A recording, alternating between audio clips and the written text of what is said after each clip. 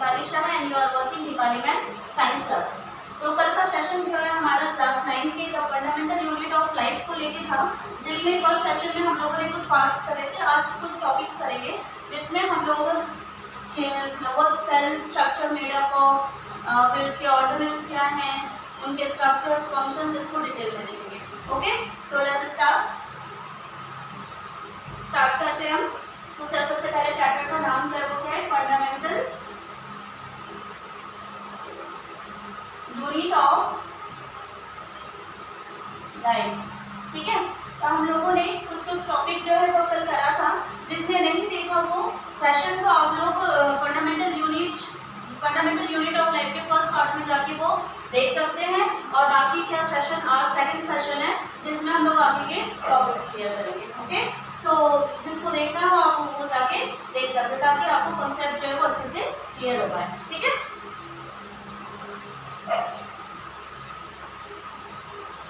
क्या है, what is cell made up of.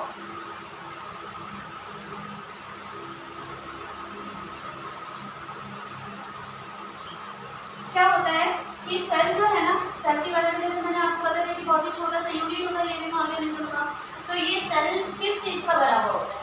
Cell जो है ना वो एक बहुत ही माइन्यूट यूनिट होता है, बहुत ही छोटा सा यूनिट होता है जिसको माइक्रोस्कोप में देख सकते हैं, अदरवाइज हम उसको देख नहीं सकते, बहुत ही छोटा होता है। तो ये इसके डिफरेंट ऑर्गेनल्स होते हैं, बहुत छोटे छोटे स्ट्रक्चर्स होते हैं, और वो स्ट्रक्चर्स जो होते हैं वो सेल को काम करने में, उसको फंक्शन करने में कैपेबल बनाते हैं। तो उसका स्ट्रक्चर्स, डिफरेंट स्ट्रक्चर्स जो होते हैं छोटे छोटे, जो उसके साइटोप्लाज्म में सेल के अंदर होते हैं। सेल मेम्ब्रेन के अंदर एक फ्लूइड होता है जिसको साइटोप्लाज्म कहते हैं, और साइटोप्लाज्म में बहुत सारे छोटे छोटे स्ट्रक्चर्स होते हैं और उन्हीं स्ट्रक्चर्स को सेल ऑर्गेनल्स कहा जाता है। ठीक है, तो सेल ऑर्गेनल्स में हम लोग सबसे फर्स्ट यहाँ पे प्लाज्मा मेम्ब्रेन के बारे में पढ़ेंगे।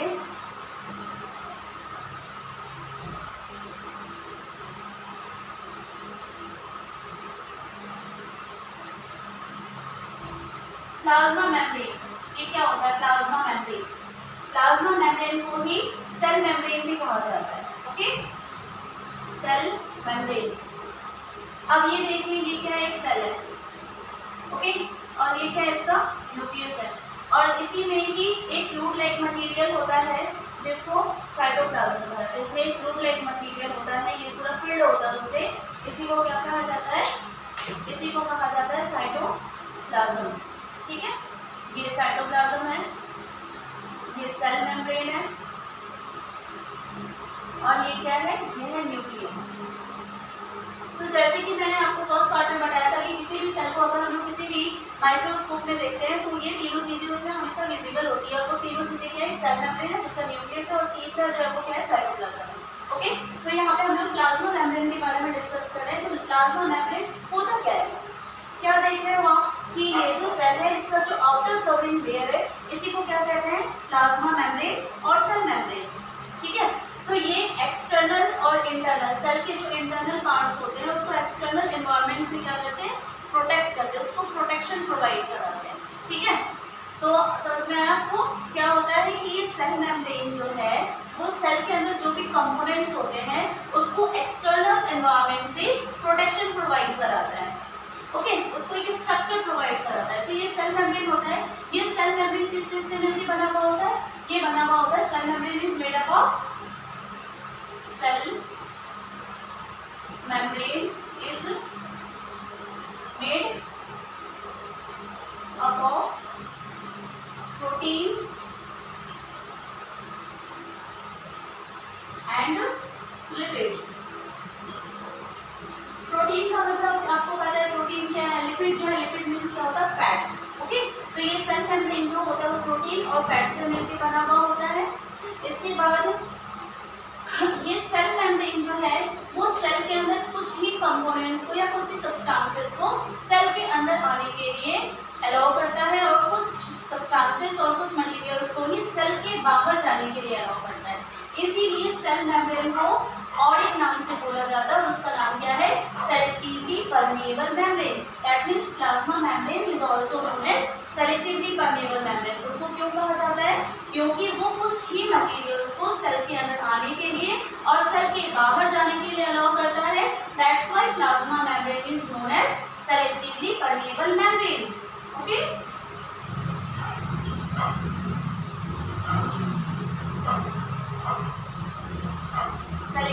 Semi permeable membrane.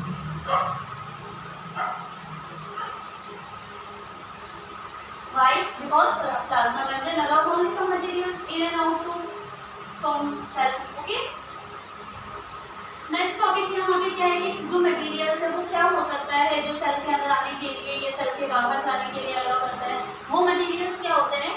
और एक चीज आपको यहाँ पे ये जानना है कि ये जो कोई भी सब्सटेंस है वो सेल के अंदर कैसे आ रहा है, वो कैसे जा रहा है। यहाँ पे क्या होता है, एक डिफ्यूजन का प्रोसेस होता है, दूसरा होता है ऑस्मोसिस का प्रोसेस। ठीक है, अब आपको ये जानना है कि ऑस्मोसिस का प्रोसेस क्या है और डिफ्यूजन का प्रोसेस क्या है।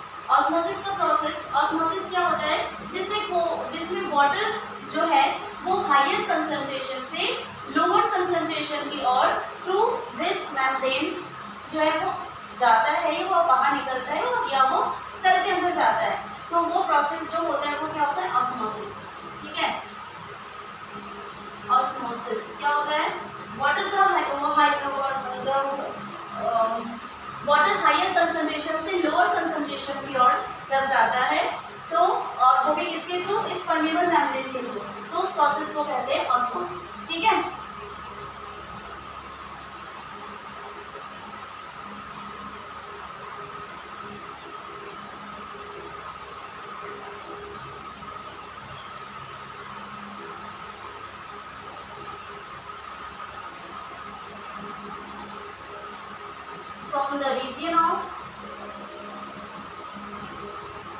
from the region of higher concentration to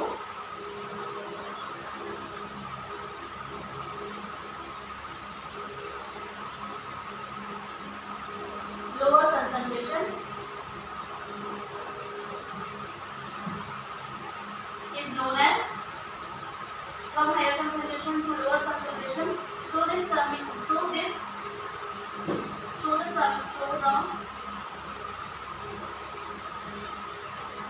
semi-permeable membrane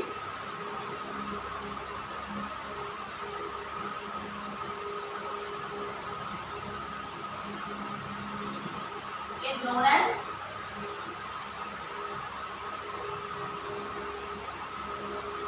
osmosis. Okay, तो जब वाटर का हायर कंसंट्रेशन हायर कंसंट्रेशन से लोअर कंसंट्रेशन की ओर जाता है सेमी परमेबल मेम्ब्रेन के थ्रू, तो इस प्रोसेस को ऑस्मोसिस कहा जाता है। क्लियर है। नेक्स्ट हमारा डिफ्यूजन। डिफ्यूजन क्या है, व्हाट इज डिफ्यूजन। डिफ्यूजन भी सेम, इसका जो डेफिनेशन है वो सेम है, लेकिन आपको यहाँ पे थोड़ा सा डिफरेंट आपको ये मिलेगा कि जो वाटर है यहाँ पे वो सेमी परमेबल मेम्ब्रेन के थ्रू इधर से बाहर या अंदर से बाहर की ओर जा रहा है या बाहर से अंदर की ओर आ रहा है। बट जो डिफ्यूजन का प्रोसेस है इसमें वाटर का हायर कंसंट्रेशन है, इसमें कोई भी सब्सटेंस जो है वो हायर कंसंट्रेशन से लोअर कंसंट्रेशन की ओर जाता है, तो वो प्रोसेस होता है वो डिफ्यूजन का प्रोसेस होता है। और उसमें जो सब्सटेंस होते हैं वो हो सकता है कि ऑक्सीजन हो या हो सकता है कार्बन डाइऑक्साइड हो या कोई न्यूट्रिएंट हो। तो इस टाइप के जो सब्सटेंसेस होते हैं जब वो हायर कंसंट्रेशन से लोअर कंसंट्रेशन की ओर जाते हैं तब उस प्रोसेस को डिफ्यूजन कहा जाता है। ठीक है, diffusion.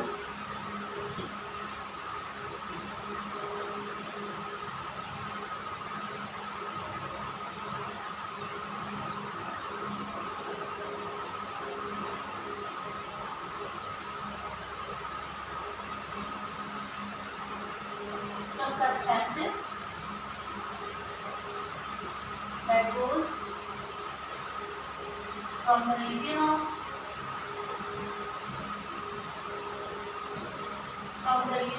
of higher concentration to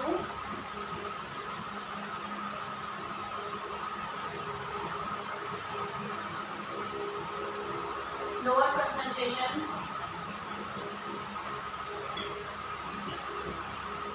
is known as diffusion. Okay, for example यहाँ पे जो सब्सटेंसेस होंगे वो क्या हो सकते हैं, फॉर एग्जाम्पल यहाँ पे जैसे ऑक्सीजन हो गया, कार्बन डाइऑक्साइड हो गया या अदर न्यूट्रिएंट्स हो गए। तो ये इस टाइप के जो सब्सटेंसेस होंगे वो हायर कंसंट्रेशन से लोअर कंसंट्रेशन की ओर जाते हैं, तो उस प्रोसेस को डिफ्यूजन कहा जाता है। क्लियर है अब आपको। अब और एक चीज यहाँ पे आपको ये भी जानना है कि जो जब भी एनिमल्स